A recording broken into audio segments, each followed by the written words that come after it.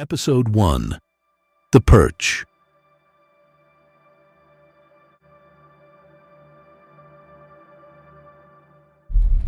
The beams from the headlights of a white van cut through the blanket of darkness as it made its way down the isolated road. Worn windshield wipers scraped against the cloudy glass in predictable intervals. The van slowed and finally stopped at the mouth of a clearing. The engine coughed and sputtered.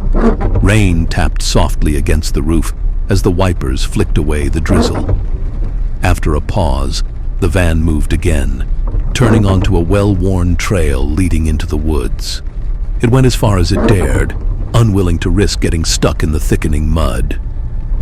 Inside, a pair of strong hands gripped the steering wheel tightly. The driver stared into the rearview mirror, his flat eyes locking with his own reflection. The rage burning behind them might have terrified someone else, but for him, it was comforting.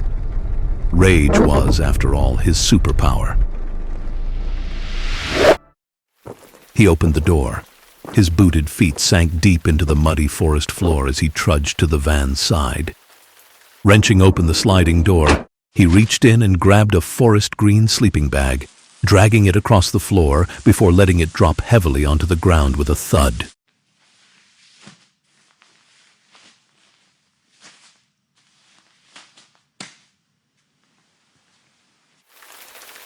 He scanned the woods, searching through the rain for any sign of movement. When satisfied that he was alone, he began dragging the sleeping bag deeper into the forest, toward an 8-foot-long, 6-foot-deep hole. He gave the bag a final nudge with his boot, and the tightly wrapped bundle rolled silently into the grave. He returned to the van, retrieving a shovel and a small pink purse. From it, he removed a driver's license before tossing the purse on top of the sleeping bag. Then, with mechanical precision, he began to fill the grave.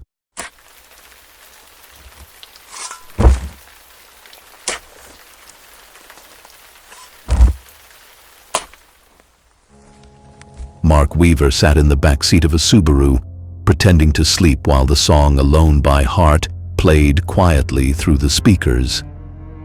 He was one of 4 men in the car, all headed to their annual hunting trip, an unbroken tradition stretching back 10 years to their college days.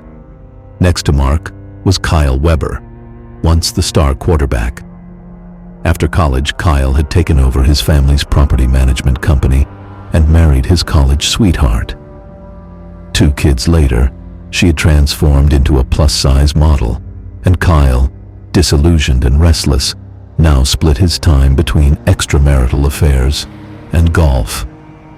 Driving was Wes Brown, towering at over 6 feet tall and built like a linebacker.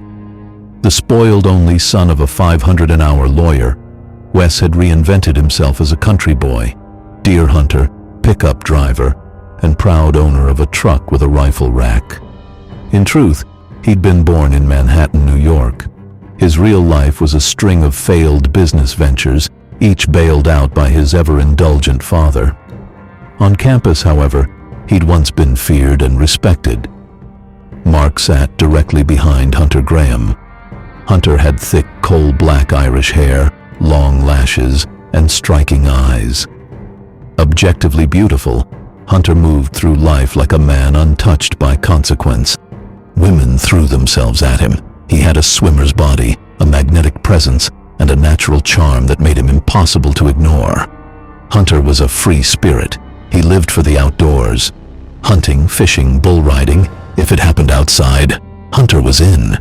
He was now married with a daughter and managed his family's farm. No matter what, he never missed the annual trip. Mark, on the other hand, hated hunting. He wasn't a fan of the outdoors either. He preferred the city, its cafes, museums, and ever-available taxis.